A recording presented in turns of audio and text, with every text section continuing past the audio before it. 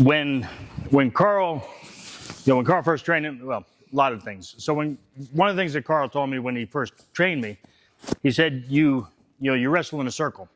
So, first thing he starts talking about is clocks, right? You wrestle in a circle. When you watch wild animals, how do they don't wrestle head on. They don't go at each other head on unless they're rams and they knock the shit out of each other's heads. But they wrestle in a circle. So everything we do has a circular motion to it. Everything I do, I circle around because I'm looking for that imbalance. So there's a few things that I actually made some notes because my head's up my rear end half the time. The core stuff that we all deal with is positioning.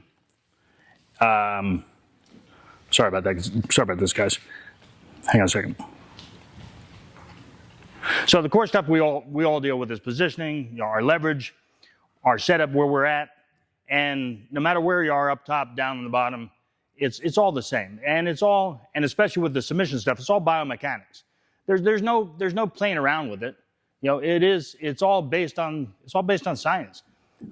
If you know how the body works, and the guys, the old timers, they were pretty good at knowing. They were pretty good at knowing, especially with joints, where you move things in order to get them to a painful point, and how you push them past just a little bit more. So what I want to do today is kind of go through the basics. I want to get back down to, which is what I do. I go out and I see a lot of different guys doing different things.